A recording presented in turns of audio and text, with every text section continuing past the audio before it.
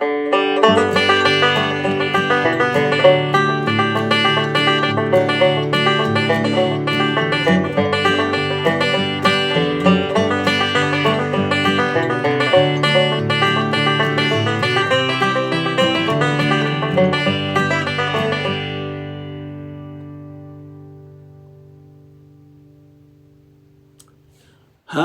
howdy, howdy. I'm back again with another arrangement of an old standard. This one is, well, not a lot of bluegrass people have recorded. Bill Monroe did, and so did Jim and Jesse. But it got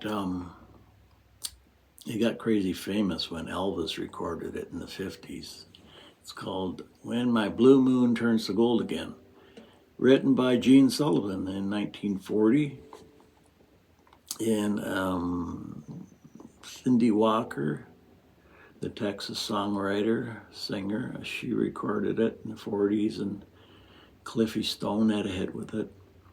And then Elvis, and then later Bill Monroe, and then Jim and Jesse put it to wax. So it's a nice tune. It's not complicated. It's only 3 chords. And there's nothing really new here that's different from my previous arrangement lessons.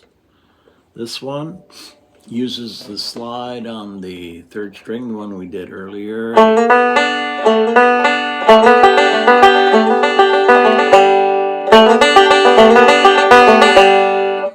So it's just a 2. I go to 2 to 3, 3rd fret, 2nd to 3rd fret. As soon as I get up to the 3rd fret, I hit the 2nd string at the same time. And this sort of partial D formation, we've seen this before too. 2nd fret, 3rd string, 4th fret, 4th string. So you have to kind of get out of what I call first position, where your index is playing the 1st fret notes. You have to move up to second position, where your index is playing the 2nd fret, right? And then your ring finger will play the 4th fret. So that's that formation. That tag lick, using that 2 to 3 slide on the 3rd string.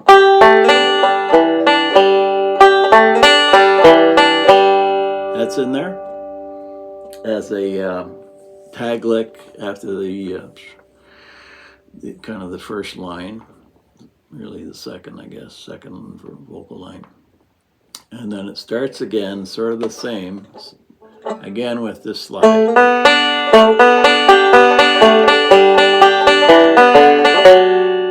that? And the slide comes in again as you're going to a C. This is common from G to C. See that? G, C.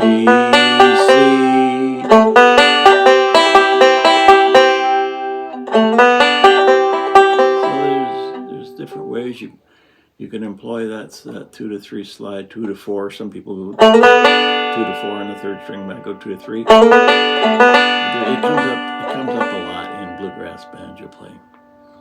And after the C, now I'm forming the C, even though I'm not hitting the 4th string on this particular measure. I kind of just by habit form the whole C, but I got to bring this middle finger down to the 3rd, because right after the C, I'm going to do that 2 to 3 slide again. See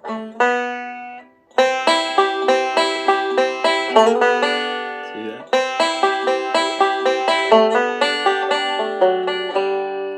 And after that slide, back to that 2, that the 2nd position, D, partial D.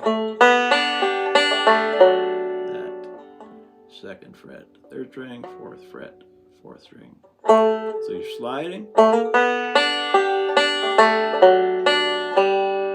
This tag lick, instead of using this tag that we used earlier, I like to end this one with a kind of a, now you're gonna have to get used to using the pinky anyway. You know, you use it for a D chord. If you've already done the whole D chord, the whole F chord, you've already used the pinky, little finger.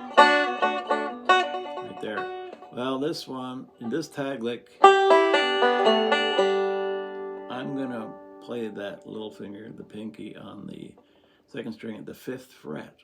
Right there.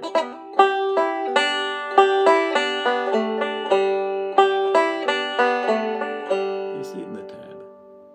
Just a little different, it's nice. So that's it. I'm gonna post the tab will come up here in the video. Then I have a slow version I play. And again, this is gonna be on YouTube, so YouTube has the option of slowing it down to half speed or quarter speed or 3/4 speed, whatever you like. And then you can, if you scan the tab that's coming up in the video, scan it and print it off.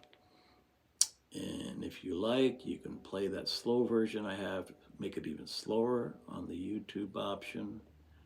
And then you can follow each note right along with the tab that's in front of you, right? That way, again, you go for your eyes, go to the page. You're thinking what the tab is, what string, what fret. So your mind is using that. And then after you start practicing it, of course, it goes from your mind to your fingers. So it's kind of a 3-step process that if you're learning from tab. Some people learn just by ear. Well, okay. I always found that you can do it from a video or I can do this. Okay, one at a time, the note. Here we go. 4th fret, 4th string open, 3rd string open, the slide, 2nd string open. Okay, I could do it that way, but I always find it faster, at least for me, to have it on paper in front of me, and I don't have to replay the video over and over and try to do it that way.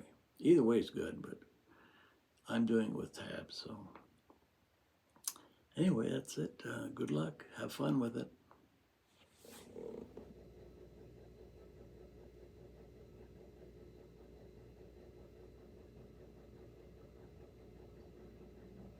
Slowly.